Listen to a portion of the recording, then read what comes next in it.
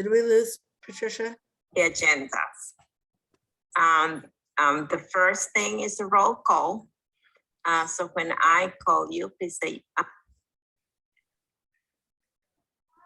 There, we see you now. We see you now. Can we hear it? Let's see.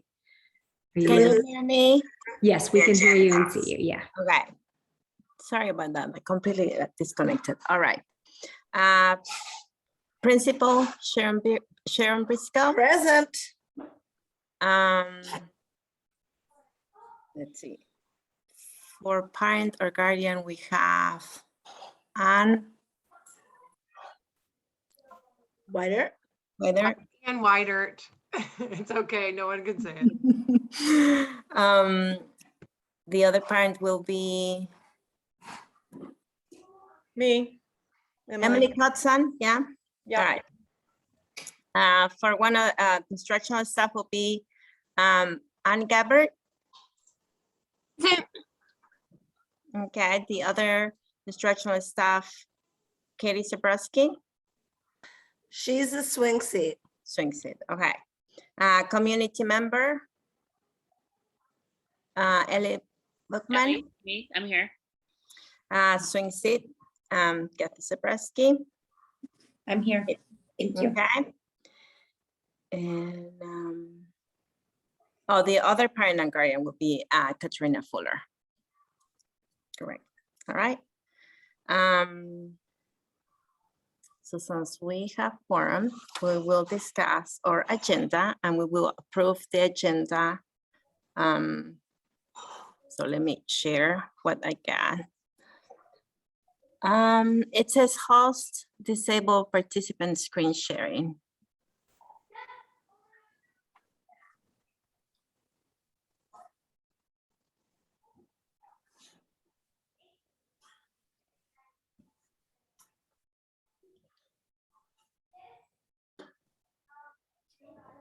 Katrina, I'm not able to share the agenda.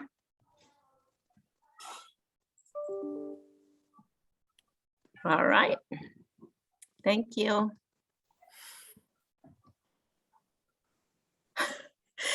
Screen sharing has failed to start. Sorry. Here, let me try again. There we go. Yep. All right, can everyone see that? Can make it a little bigger too. Yep. Okay. All right. So the first thing we have is the approval of the agenda.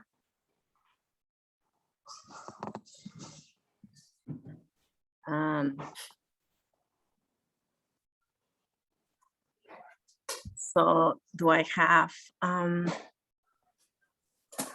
sorry, A motion to approve. motion to approve, yes. Second the motion? Everyone in favor say yay. Yay. Yeah. Okay. Okay, this, the next item is approval of the previous minutes. Katrina, do you have that? I do. Okay, so I'll stop sharing and you can share the previous minutes.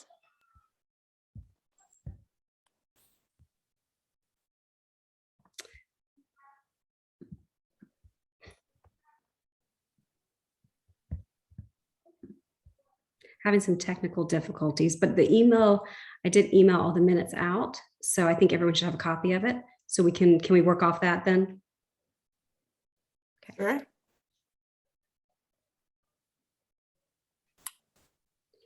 So I'll do a motion to approve the minutes. A second.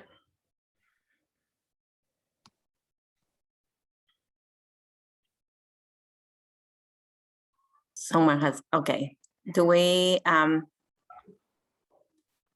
if everyone approves, to say yeah or Yes. Aye. Yes. yes? I'm gonna take notes because this agenda that I have doesn't have many things. All right.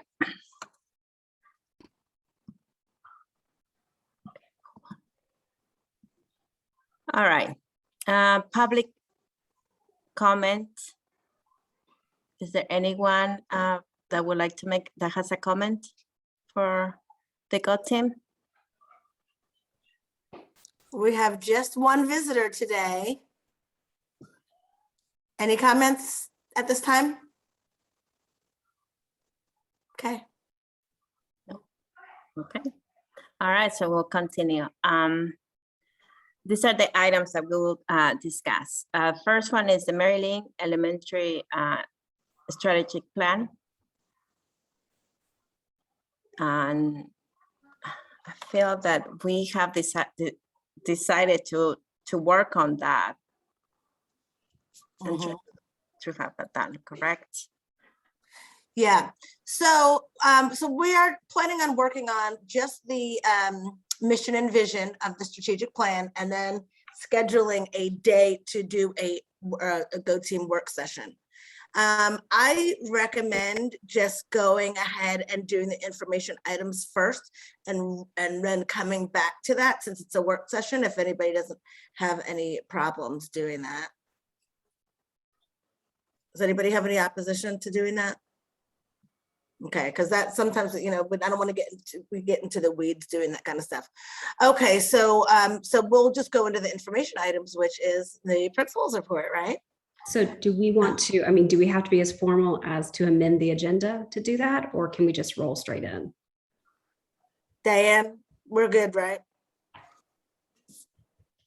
Yeah, you can just roll. The agenda is, you're actually not required to do the agenda in order, other than the very first thing you have to do is approve the agenda. So otherwise, as long as you cover all the agenda things, you're fine. Okay, good. Okay, all right, so with the principal's report, the first thing, we're talking about the intervention and enrichment block power hour, the 4th and 5th grade academy update, and behavioral and emotional screening update. Then we'll see if I don't see our Mary Lynn Foundation. Oh, Claire. Claire's on. And then our we'll have our the signature program update, and then any future agenda items. So if I could just share briefly, that would be great. You should be a co-host. Are you able to? I don't know, haven't tried it. Hold on, just give me Okay. 1 second. Let me see. Yeah, I can. Okay, let's see. Okay, ACEs review. Let me pull that up. And then let me get back to my thing and make sure I can share.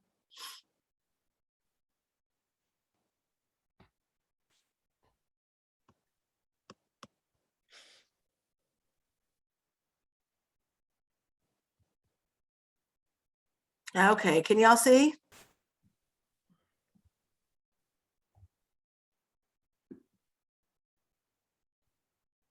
Can you all see my slide? Yes. It says it says ACEs, Mary Lynn ACEs review. Yes, we see it.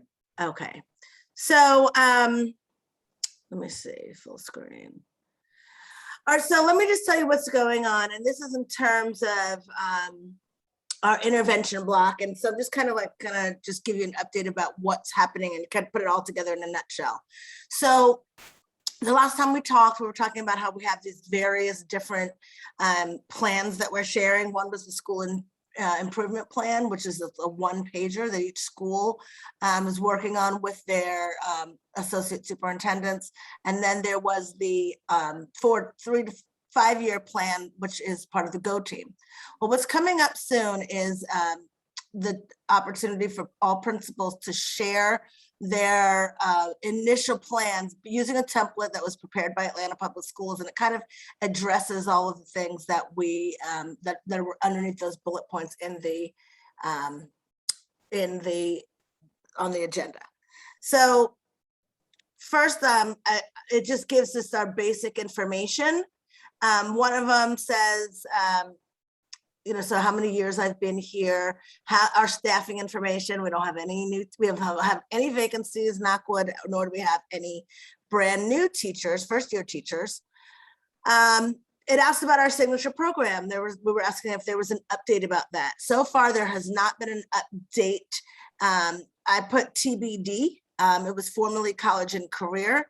The plan right now is that we're working with the Grady Cluster Advisory Team to determine whether or not we want to go ahead and push an aggressive timeline to go ahead and choose what we want our signature program to be based on the two existing programs in the district, which are IB and STEAM, or do we want to do a little bit more research as a cluster to determine if there's any other signature themes that we can use.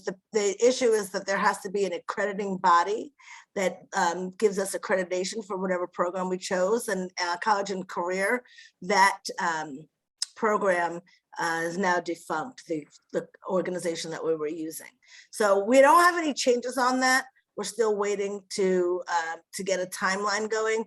But as of now, we're continuing with College and Career. But I can tell you that our new, we have two coaches, instructional coaches, as we always have. One is, well, not always have, but as we've had for the last several years. One is a humanities, English, language arts, and social studies, and the other is math and science, and that's how we've been operating. And so our math and science person is really heavily pushing STEAM activities and looking into STEAM accreditation, even though we have not selected that. No matter what we select, we are still, even if we're an IB school, you're able to be STEAM certified. So we don't want to just waste time. So we're moving forward with that.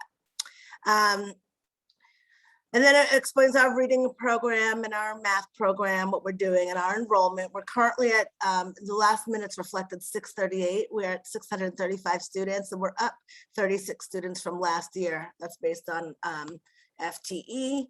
And as you can see, I still have a bunch of money left to spend. Of the like $5.6 million to spend, I got 78% left. Anybody have any questions about this first page? This is what I'm going to be presenting to the team, the ACES team, who's going to be asking me questions about our program and what we're going to be doing at Maryland. Okay, page one is kind of self-explanatory.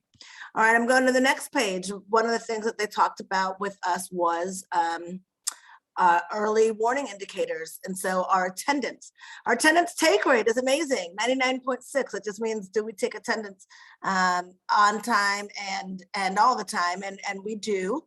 And our CCRPI attendance is a little bit lower, and let me tell you what's going on with that. So as a group, the principals sat together to review our data, and most of our data you can find right on Aps Graphs. And what we're finding is that the non-title schools in our cluster are a little bit below attendance than we were at this point this year than we were last year.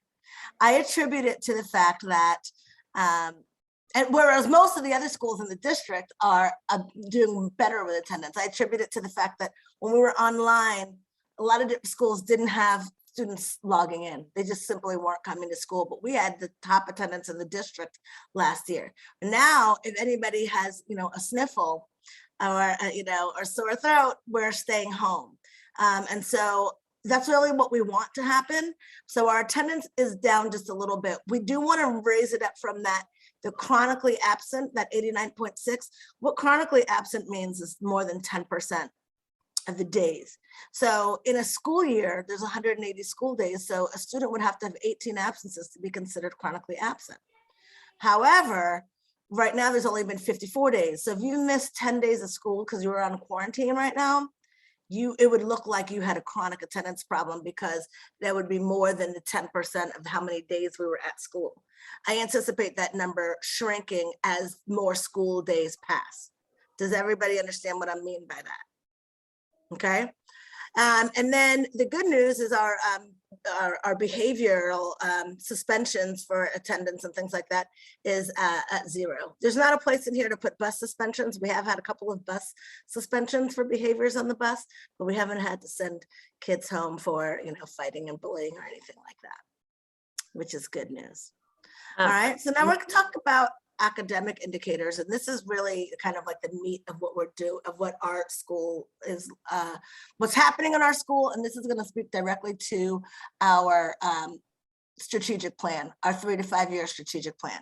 So what I did is I filled in the, and I can maybe make it a little bit bigger for you guys. Can everybody see these numbers, or do you need me to try to make that bigger? You good? Okay.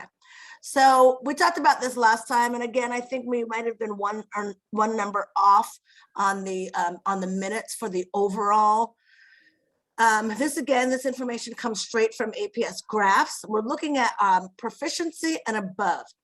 For the CCRPI, you have to be developing and above. There's 4 categories. There is beginning, developing, proficient, and distinguished. So we want everybody to be at least proficient. But according to CCRPI and the milestone, students are doing okay if they're developing. So you get credit for those students. So overall, we have 84% of our students, and this is in 2nd through 5th grade. This is using the MAP growth score that the MAP test that we took in the beginning. This is what we consider to be a prediction of how our students will perform on the milestones according to the MAP.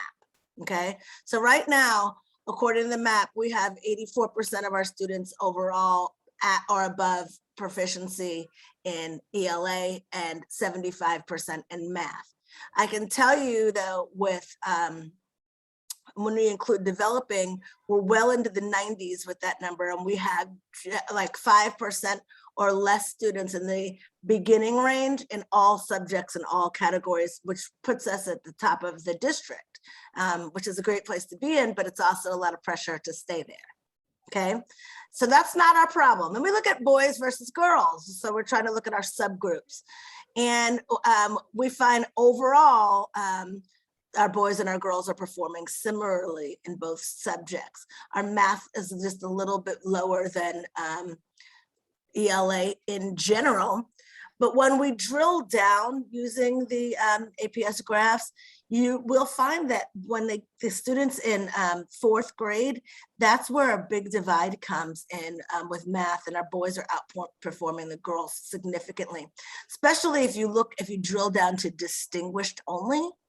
And so those are things that we'll be talking about at our leadership team meeting that's coming up Tuesday. And so we can talk about our strategies for what that's going to look like. Students with disabilities, we also have a huge gap in achievement. 45% of our students with disabilities are proficient or above. Now, with our students with disabilities, we're talking per grade level, we don't have enough students per grade level, which has to be 10 students per grade level to make a subgroup. So when you do it overall, you get a subgroup, and the number is approximately, it's like about 22 students for students with disabilities. So half of those students are not predicted to be proficient or above. EL students is just a second language. That's not applicable. We only have 2 students in the building that applies to. Our Black and Brown students. So we're looking at our Black students. We see there's a 23% gap in achievement in ELA. And then we see an even larger gap between how our Black students are performing in math.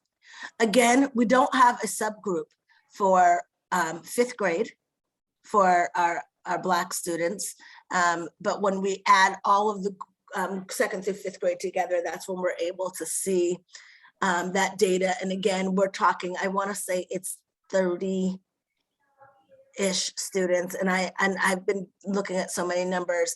I can't tell you the exact number today, but I will be able to. I can find that very easily if I look up APS graphs.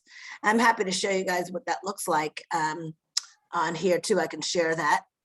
Same with our Hispanic students. You see there's a slight dip in ELA, but the math, our Hispanic students are very below, and then our white students are outperforming the overall school. Does anybody have any questions about our subgroups? Okay, so at first glance, it's going to look like, oh, Mary Lynn's doing great. We're at the top of the top of the chart. But then when you drill down, that's the purpose of doing that, so we can see what it is that we need to do to close gaps. So now we're looking at HMH dosage, and what HMH dosage is the intervention block that we've been talking about, and that was one of the bullet points in the agenda as well. And so what happens is that the district has purchased licenses for all of the students who performed at a certain score to use during their intervention block, 2 days of reading, Monday and Tuesday, 2 days of math, Wednesday and Thursday. Friday is a day for teachers to get creative and do some other kind of enrichment or small groups or intervention of their own choosing. The district is actually tracking the daily dosage. And so at a meeting recently, I had to log in and determine how many minutes we were actually using, like each student that was on it. I can tell you that we only have 12 students in 3rd grade that qualify for Systems 44. And we only have 5 in 4th grade and 2 in 5th grade based on our data. So that's already good news. There are a lot of schools that have upwards of, 75% of their whole populations are using this program. Our students have placed out of that. So they are getting different interventions, but in small group teaching, but not HMH, not these particular programs. And then with the iRead for 1st and 2nd grade, we also have very small populations of students on there, about 15 to 17 students each. So I'm having to fill in what the average daily use is. So again, it's going to look different because it's only 2 days for reading and 2 days for math. And so our data does look a little bit low. We also started a little bit later, and I think there may have been some mixed messaging to our teachers. We've really been pushing small group instruction and intervention differentiation, small group instruction, intervention differentiation. And I think that some teachers chose to use their own small group instruction instead of this particular tool that we're supposed to be using. So we're back on track. We've identified what the issues are there. Does anybody have any questions about these academic indicators? Okay, and then the last thing is okay, go ahead. Sorry. What is Systems 44? Is that reading? Yes, it is. Okay, so that's reading. And then the other question, when they're counting SWD, are those only kids who have IEPs, or is that everybody who's in EIP? Who exactly is that? Only kids who have IEPs. So EIP is early intervention program, and those students are general education students. Students with IEPs are considered students in special education. Got it. Thank you. No problem. Uh, All right. Sharon, Anybody else? yeah, so I understand that the groups are different for the map and the milestones, et cetera. But it, for all of us, we really would like to see apples to apples.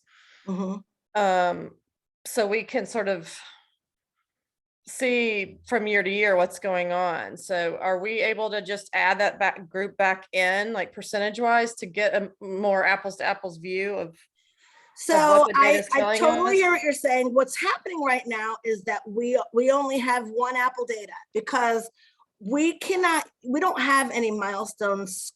First of all, we've only taken the map once. So the next map scoring will be in end of November, early December. And that'll give us a comparison of those apples that we took in August and then again the second time. But we used a completely different assessment last year for our students throughout the year, which was STAR. Right. And we don't have that anymore. In addition to that, the students, our milestone scores are really not valid because we had a lot of students didn't take the test period, and then there were students who were present at school, and then some students who were online the entire time. And so the state did not even use those scores. So, I mean, I'm not a data necessarily, but it seems it's very problematic then, like trying to like parse through the data and really drill down. I mean, we can see some like big picture issues, obviously with our subgroups, et cetera, but it's very hard. And Diane, maybe you can help with this. When we only have a this year baseline to then like grow all of our strategic plan and this and that and Yeah. measure. This when is we're- this is a similar position we were in last year because this is the No. second year in a row now that we don't have. Well, I know, milestones and I'm data. frustrated because we're not, like, the pandemic was a thing, but then at least we had the star scores and we could have like done some analysis because those are the same tests. And now we've switched tests entirely. Right. And last year was a wash. So to really analyze data is like a Yeah. fool's errand. Can we have a data person on one time to help us like try Yes. to even We can certainly invite a data person on the next time that we meet. But I would like to say though that I'm in agreement with changing of the assessment. It's a better assessment. The map is, and I think that the products that we're using we're able to capture our growth better using this particular assessment. But I'll let the teachers who are on here maybe give their perception of what the differences are between the map and the star. And don't be afraid to say if you prefer star to map. What are your thoughts about it for those of you who have given it, Patricia and? Well, that's great, but do we have like the license for the map for several years? So we can Yes. now like count on that for our data? Am I the only one Yes. that's struggling with the data issue or is? Yes, we do have the map for several years. I Okay. know that for sure. But Is the map given, is it like specifically said you have to give it like the first week of December district-wide, or is it up to school discretion? there's a window that you have to give it within the school, within the window for the district. Okay. I was just thinking, everyone's rushing out to get all of their vaccinations. Second dose is going to hit, Thanksgiving that last week. So. Yeah, no, there's a window. So and students, if they're absent, they can come back in and take it because there's a take rate. So our take rate is 99.9%. We have to hit same thing with the milestones. You can't just test, like you could test 75% of your students. You test the ones that are going to score the best, and that skews your data. You got to test as many as you can. So, the people have done that before. Upwards of 95% of your students. So any teachers, do you have, Derica, can you give us just your thoughts about the map testing? Yeah, sure. So for the STAR test, it was really more of a general, it will give you an idea of where the student was standing for reading and math. But with the map, what I really like is that it really goes in depth what the child needs to do next. We did have that in STAR, but in this one, it's like things that they can do at home, things that they will be beneficial for them. And what I try to tell my parents when I have conferences is that the projection for the spring is not going to be like the start. I don't know if you remember, it will be like, it goes from 2.3, they will grow to 3.1, right, in grade level. This one, the points are not going to be, the jump's not going to be that big because the whole population is growing at the same time as the child. So the STAR was the growth of the child comparing to the child. This one is the whole population, and it compares them to their peers. So it just gives us a different piece of data. Yes. Okay, so I'm going to just really quick show you the action plan slide that we have not yet completed because I'm working on it with our Go team this week, but our next Tuesday. But one of the things that we have to do first is determine the actual number of students who are in those subgroups and who overlap. And then so that we can target those individual students and then do weekly check-ins with our targeted students regarding their progress. So, and that's not just for the homeroom teachers, there will be another adult in the building. And this is just the beginning of those action steps. So we'll be working on that. Let me also just show you really quickly the what APS Graphs looks like, because it's really cool. We're very fortunate as a district to be able to have this tool at our fingertips. Okay.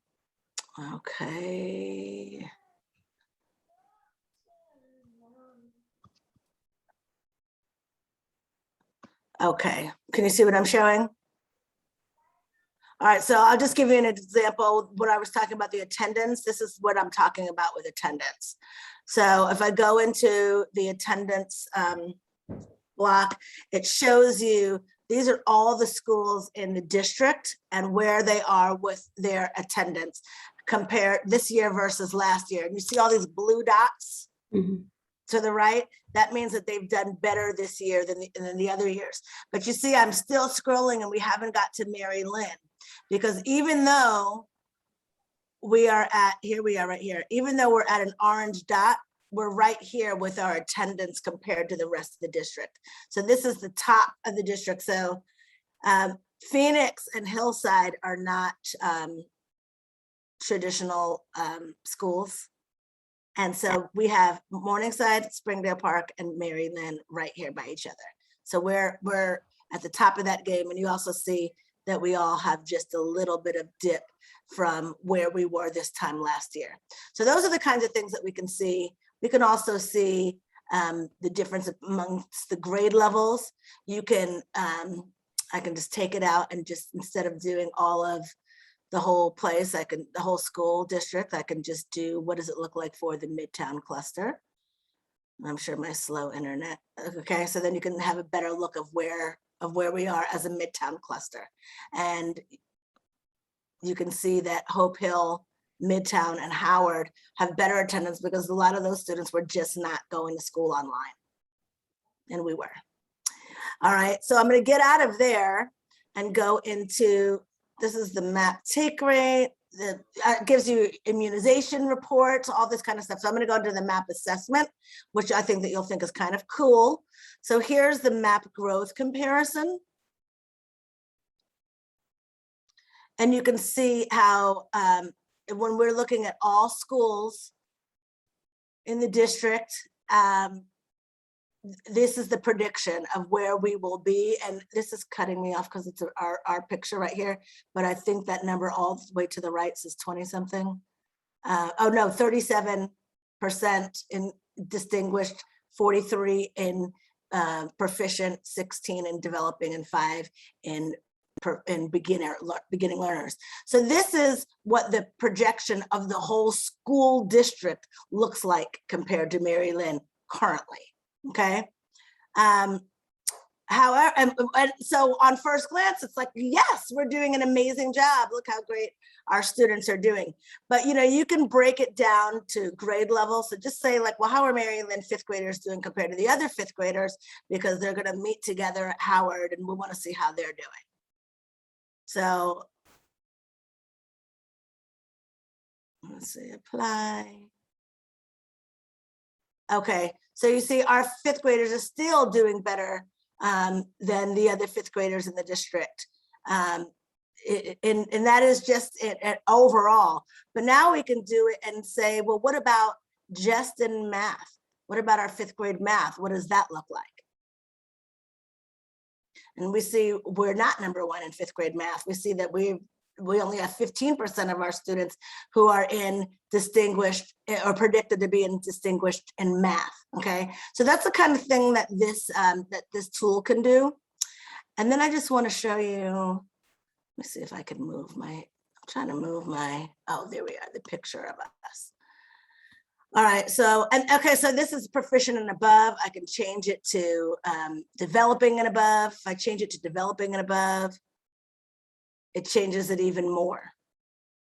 the view that we're seeing. So the district has 42% of the fifth graders in math are in a developing stage, whereas Mary Lynn has 6%. Okay, so we know that we're doing well compared to the district. But when we're talking about our own individual students, I'm going to go to our map growth school drill down, which is just a different view. Okay, and so let me see. That's not what I wanted to see. I'm sorry. Subgroup comparison. This is a picture of our subgroup comparison, what I was just showing you. So this is what needs to, I see Patricia DeRico, I see your eyes going, oh my goodness, we have work to do. These are our Black students, 44 children. These are our Hispanic students, 22 children. These are our multiracial, 27 students, and these are our white students, 310. And then these are our Asian students and how well they're doing, but there's only 17 of them across all grades. So like I was saying, just to say I want to go by ethnicity and I want to just do fourth grade, let's just say, and I want to, and what I see is by math and reading, there's a huge gap in between Black and white students in fourth grade in both math and reading. That's a really big problem that we have. And then we also have to talk about some of these students who come into, who fall under multiple categories. So are you a Black student and a student with a disability? Because it accounts twice, right? So we really need to get strategic on what to do with these particular students. Overall, yes, we're doing great. We also did it, I'm gonna go show you what I was talking about with fifth grade. When we go to fifth grade, with ethnicity, we don't even have any subgroups at all. And then I go back to all grades,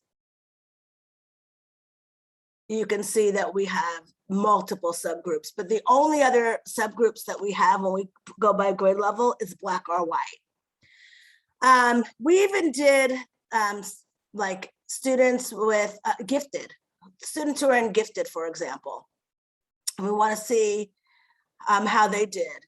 So 100% of our gifted students are proficient in math and reading, and 97% of our gifted students are proficient in math.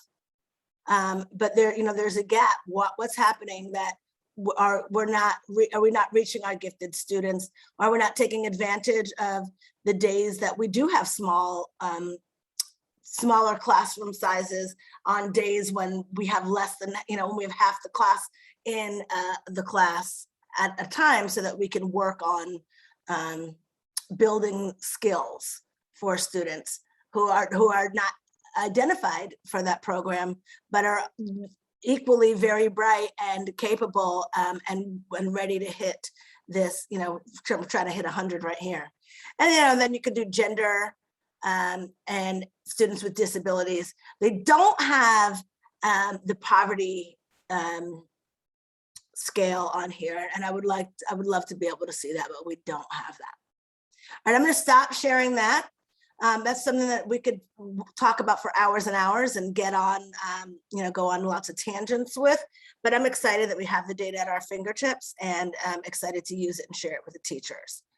Is that information available to all parents? I believe it is. I'm not quite sure how much of the drill down parents get, only because some of it is sensitive to, like, if I keep clicking, it'll point me down to the actual student's name. Oh, wow. Right. Wow. Yeah. So we are very fortunate to have that. And then if you would, Katrina, just pull the agenda back up, because I just wanted to say, I know I talked about a lot of things on there, and I wanted to just make sure I didn't miss anything that was supposed to be captured in that conversation, so we can get to, oh, there it is. Public facing site is apsinsights.org. Thank you, Diane. Would you like me to pull the agenda, Katrina? Yes. Okay. Sorry, I'm having a bit of an issue with that one. Okay, so we talked about the intervention in the block and the power hour. That has not changed with that in terms of what the expected use and the time and all of that kind of stuff. And then the 4th and 5th grade academy update, the last update that we received was that the district recommendation is to postpone to the 23-24 school year. And they plan us to still bring this proposal to the board to be voted on in, I believe it's December. And in terms of behavior and emotional screening update, everybody should have received their screener. Our counselor, Ms. Bailey, identified, I believe it was 63 students. It could have been 68. There's always numbers swirling. 63 to 68 students that were flagged.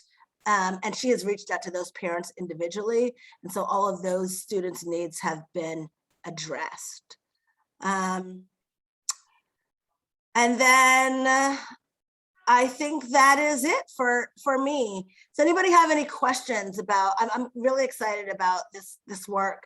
I'm with you, Emily Coates, on it's been a minute since we've actually been able to like work with and manipulate data and see growth, because we have really just been in a survival mode. And now I feel the table turning, and where we're back where we were within our competitive spirit and nature, trying to make sure that, you know, that we stay on top and that our kids get all the things that they need. So we were drinking from the fire hose starting in July. Too many programs, too much change, too many new things happening at the same time, but now we're getting settled into it. And I can feel the energy from the teachers shifting back to where we were before, like, what do I need to do for these individual and specific students? And that's where we want to be. So can I comment on the data? Do you mind? yes.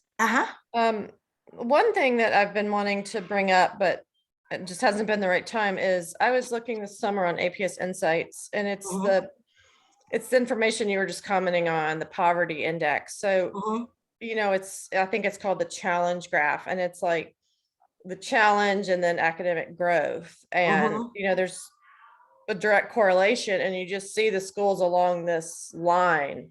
Yes. And the schools that are outperforming their challenge are above the line. Yes. And of our sister cluster schools, we are on the line, which isn't necessarily a bad thing, but our other schools are out achieving or overachieving, and they're all above the line. I think, well, Morningside and Spark are above the line, but are you talking about from our previous milestone? This is like 2 years old now. And then, you know, Hope Hill was like way above the line, which really points to some great teaching over there. But I'm just wondering what, if we can assume that maybe that's similar, or what do we attribute that to? And can we use this as a subgroup along with your other additional subgroups to try to, I mean, like the gifted kids is maybe with the growth. Can we attack that in the same way analytically and try to drill down on what's going on? What, you know, is there just like a practice that they're doing that we're not, or and vice versa? And I really would like to hear, if we can, more updates on the Power Hour. It's just such an amazing opportunity to drill down on things and work with these subgroups or whatever. And I don't know. I don't know. I just want to know more about it. Okay, so currently the Power Hour, it is a set time with a set prescribed intervention. The Power Hour is the intervention time. So when I was showing you kids, that, but the kids who don't need intervention are just doing Renzulli, and that would be a great time to work on the growth period. Right. They're just looking at the computer. So Renzulli is a tool that is researched to help students with their growth. It's something that in the past only the students in the gifted program had access to, and now it's made available to everybody. I don't know, I'm not in a classroom in the same way. I would ask Ms. Again, Ms. Campbell's not on here, but I would defer to her and Ms. Dorico about what happens during that time with your students on Renzulli. But it is also a time for students to do other activities in small group with the teacher or project-based learning that's not tied to Renzulli. The interventions are mandatory, but the enrichment is not. So Renzulli is just one of the things that the students are able to do during that time. It's not mandatory. So But they can use the time to make up work, or like, is it like super flexible, or is it like, this is when you're gonna stretch and grow, or like? it's a particular time of day. The time of day is inflexible for every student in the district. Well, I what- understand that. Yes, but what I'm the just wondering, students are you know, doing is flexible. Can you give us a little example, Mr. Rico, of what happens in your class during enrichment block? Yeah, so actually Renzulli, my class is almost like a little bit like a prize, like they don't get to do it all the time. We But do they love it. Yeah. yes, they do love it. We try to fill the gap. So for example, in 3rd grade, I can tell you we're struggling with subtraction, 3-digit subtraction. So that's the time I will do it. So that when it's math time, I can actually do what's the 3rd grade curriculum. Or if I see a gap on reading or one of my read alouds, or I do guided reading or book clubs. But that is the time that we have small groups and the rest of the children can work on something else that usually we don't have the time to work on. And then on Fridays, we do get to do a STEM activity, but we do Monday and Tuesday something related to reading. Sometimes I even have to do phonics that wasn't covered because there is a gap for my 3rd graders that they missed in 2nd grade. And then in math, it's Wednesday and Thursday we do math. Yeah. So Emily, I would definitely, just check in with your homeroom teachers, and I'm also happy to do that, to find out what specifically, Mondays, Tuesdays should be reading related enrichment, and Wednesdays and Thursdays should be math related enrichment, but it's not bound to Renzulli. Now, in the very beginning of the year, when we didn't have, when we were just first starting and we were learning all of these other interventions, it was definitely, we relied on that a little bit more because we had to figure out even where the kids were and what it is that they needed. But I think like Mr. Rico, teachers have pulled back a little bit from it because it is an online program. And I'll tell you what else is an online program: Systems 44 and iRead and Read 180. So Yeah, I mean, I know what my classes are doing, and yeah, they're doing a lot of Renzulli. It sounds like it's a great tool. I just don't know. Yeah, so that is definitely something that I will bring up at our leadership team meeting this week, as well as we talk about the use of our time. And I'll also be sure to share about the line. You're right. That data actually, I think, is 3 years old, because the last data that we had, Hope Hill was not above that line like that. But I remember when that happened, and Mary Lynn was just skosh above the line or on the line. So yes, we will. We'll definitely take a look at that too, and I will ask if we can get a little bit more data about our for our poverty. Okay. Then we have the PTA and Mary Lynn Foundation report.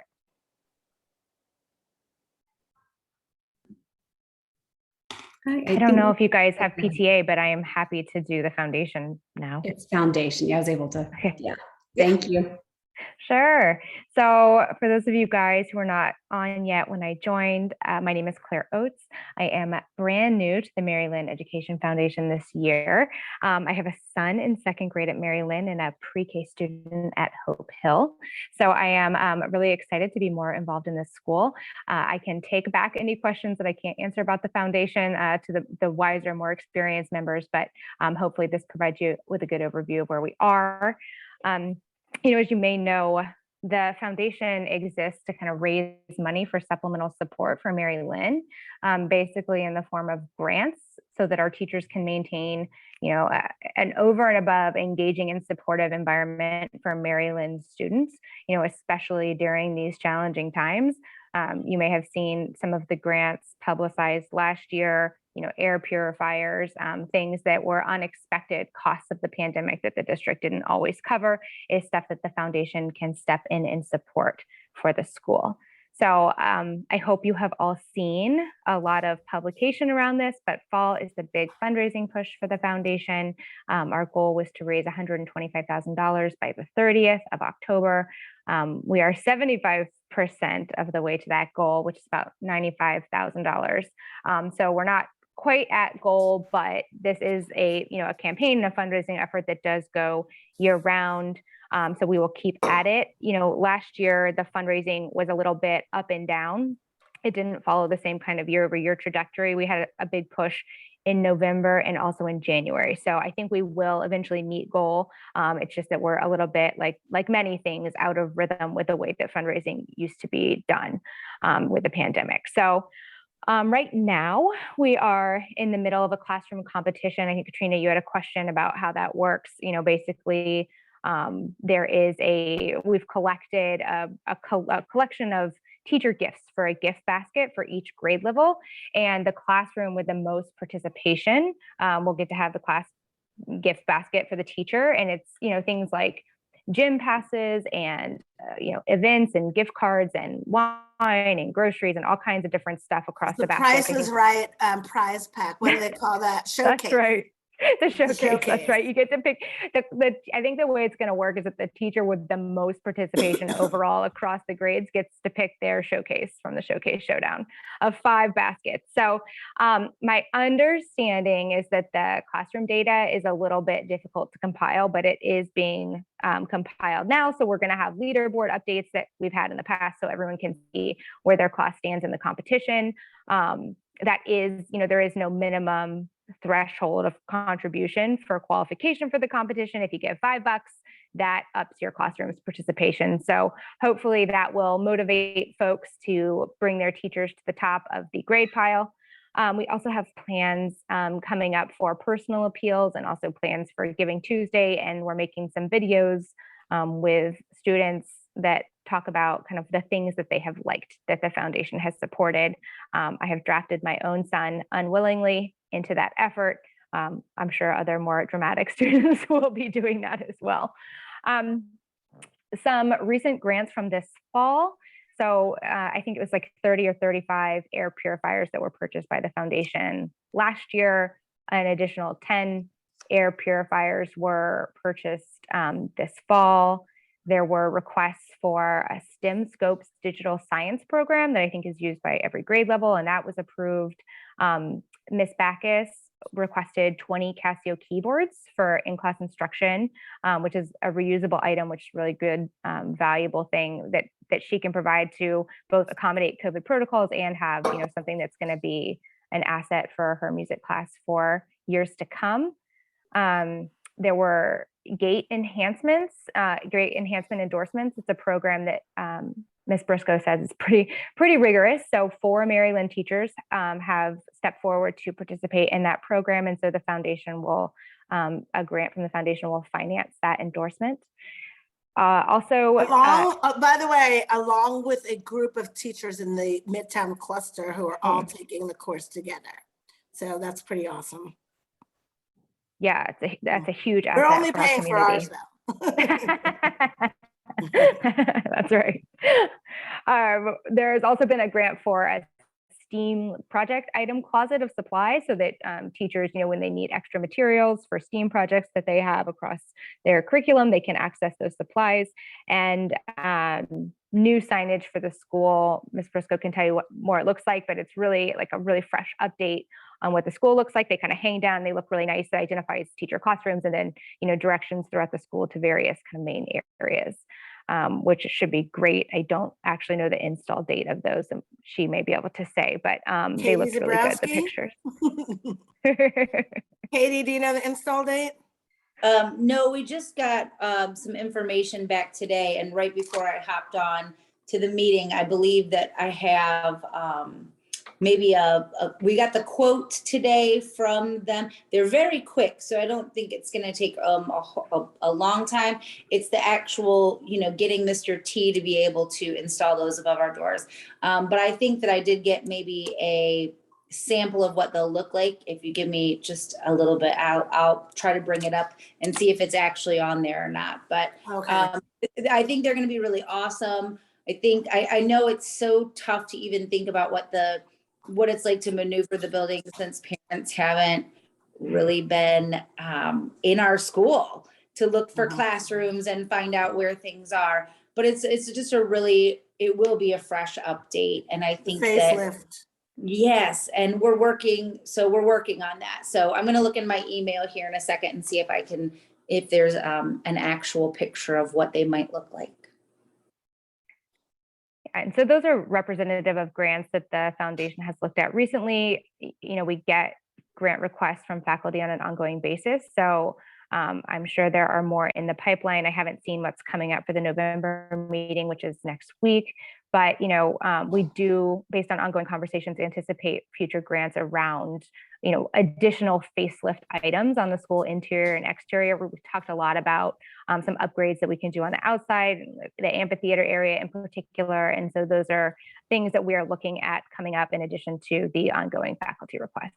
So that is what we have been working on the last few months. If you guys have any questions, I'm happy to take them back or answer them if I can, as a relatively new addition to the foundation board. Thank you very much.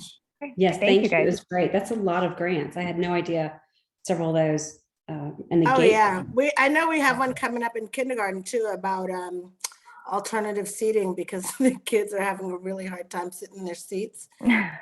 So they're looking for a variety of different seating options for the littles to sit on. Thank you, Claire. Sure, thanks you guys. So we don't have a PTA person on here right now, but I can tell you at the last PTA meeting, there was a vote to add a committee for diversity and equity. I'm also a non-voting member of the PTA, and I had to scoot off, so I can't tell you all of the good details about what that PTA subgroup committee will look like, but I will certainly ask that we get information published on it in our next Rocket Blast, which comes out tomorrow. Okay, and then so we talked about the signature programming update, and then any future agenda items. We just talked about doing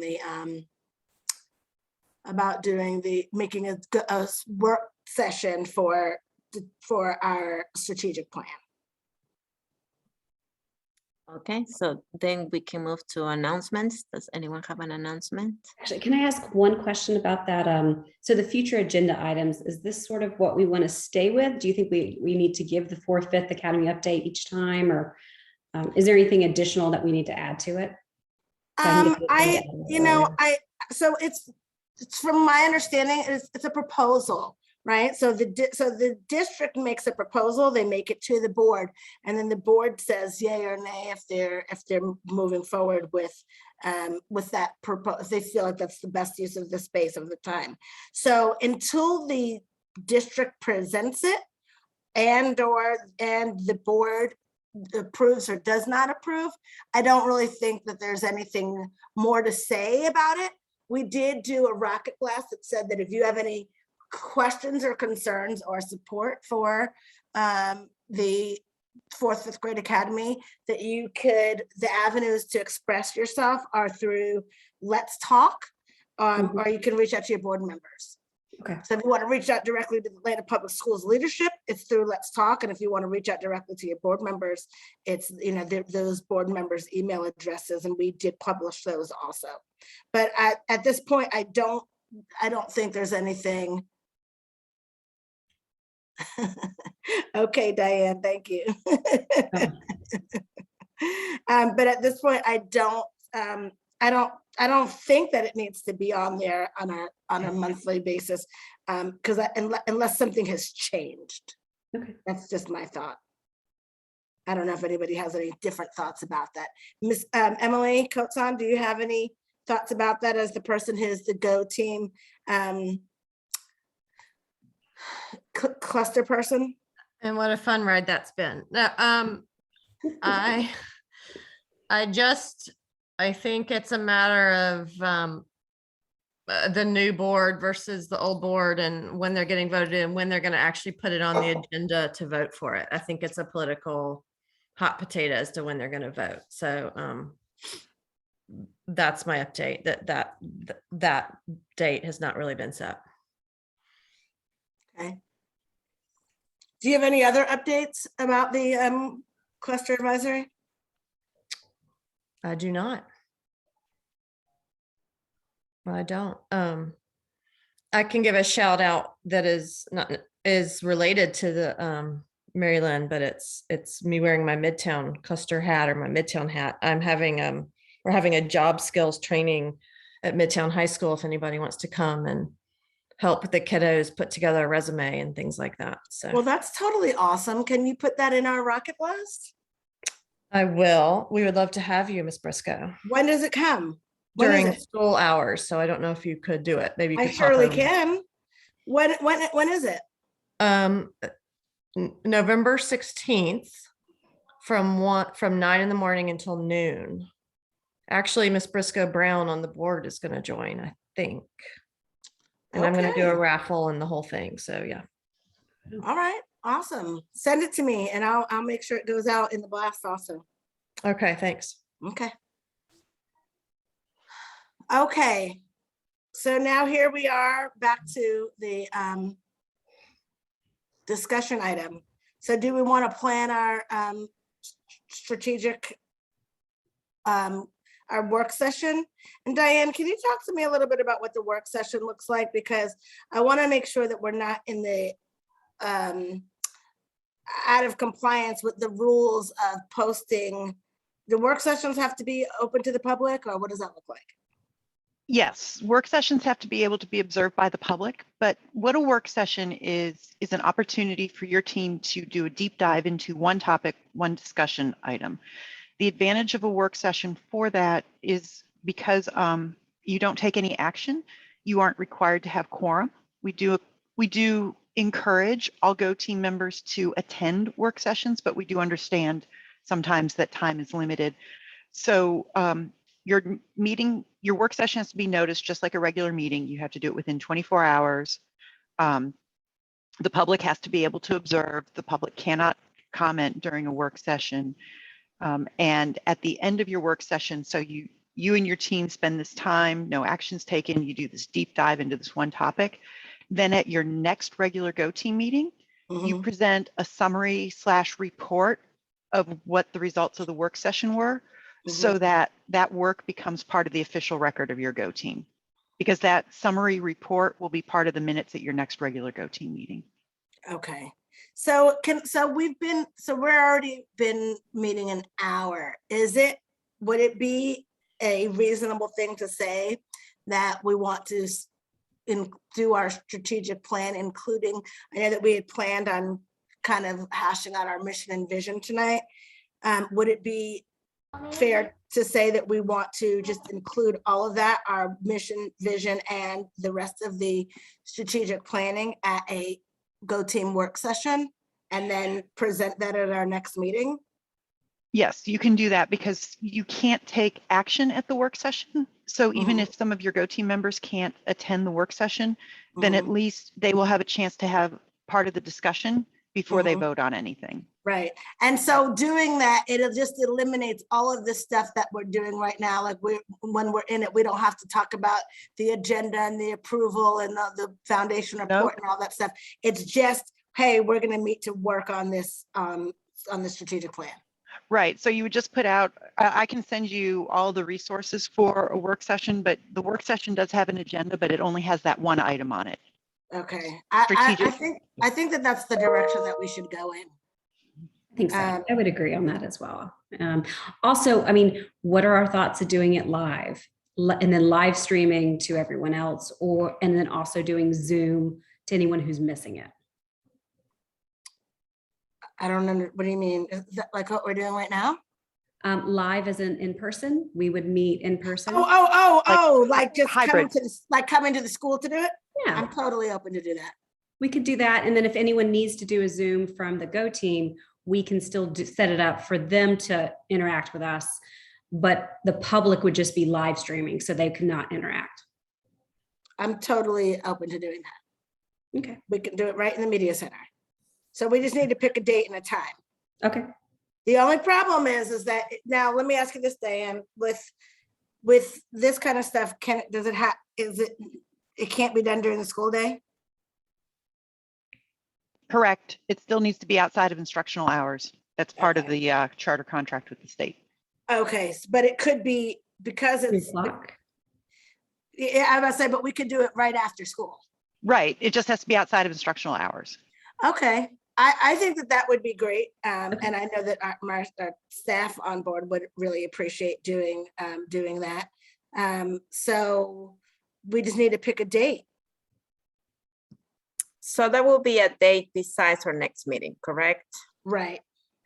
So our next meeting is December 1st, just to remind everyone about that one. Okay, so it needs to be before that. Okay. So with Thanksgiving, we only have Oh, That's 3 tight. weeks, 2 weeks. Yeah. that's a little bit tight. Availability next week. Is that too soon? I can do it next week. How does next Wednesday, the 10th, work for everyone? Like right after school. Mhm. I wouldn't be able to make it right after school. We have meetings on Wednesdays. Okay, what about, let's see. But Thursday? everybody doesn't It's have not just to me, come yeah, to it, not right? just me. Right, right, But everybody doesn't have to come to that, right? You correct. don't need, Because we're not taking any action. We're just kind of like flushing through it, and then we're going to present it to the rest of the team anyway. right. You don't need quorum, but again, you don't want just 2 people doing it either. You know, you sort of want to try to balance it maybe a little bit. The other Uh-huh. thing that can help out is like some of the data reports and all of that, you can send out beforehand to your team as kind of like homework or information so that everybody can digest it before the meeting. Yeah, Katrina did that already too, because she's handling up on her business. Yeah, and that way then when you get into the meeting, you don't have to go over everything again. You can go, okay, does anybody have any questions about what we sent out? Does anybody have any discussion? And then you can just dive right into it, if that helps.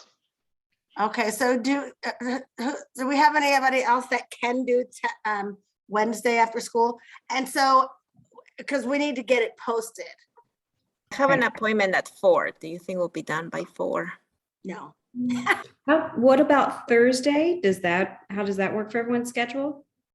The 11th isn't good for me. No good? Okay. No, not the 11th. And What then about the 8th? Or that's so soon. No. It could be soon. The 8th, what is that? Is that a Tuesday or Monday? Monday. It is. Monday. Monday is, I could do it. We do have foundation on Monday, but that's not until evening time. So I can do right after school on Monday. That works. Does that work for everyone else? It's good for me. Anyone else That works opposed? for me. All right, That so works we'll for meet- me. I might have to leave a little early because I do tutor a student in Roswell, but Oh, wow, that's a. I can try to push it. I live in Roswell. Okay. But I can try We're and push. not gonna get everybody to be able to do it anyway. So I say that's good. The only thing is if it's gonna be on Monday, Diane, what's our timeline for posting? 24 hours? No less than 24 hours beforehand.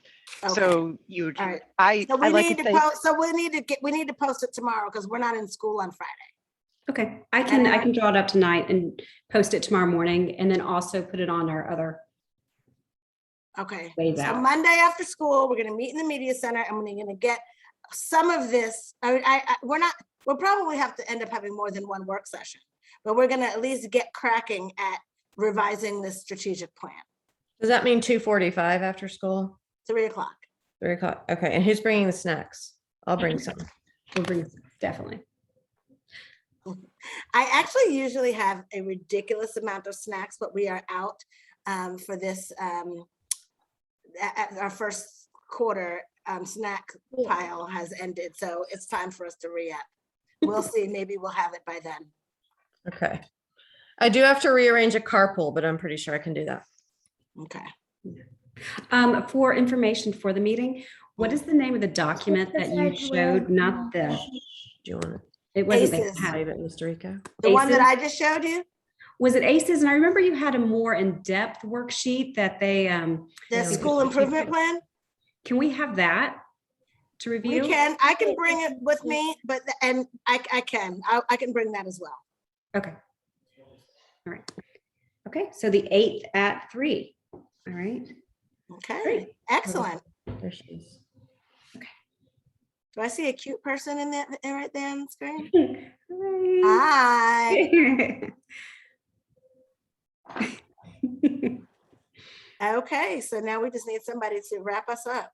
All right, so let's adjourn our meeting. Oh, how do I do that? Ms. Briscoe, help me. You How do need I to ask somebody if there is a motion to adjourn. Is there a motion to adjourn? I motion. I make a motion.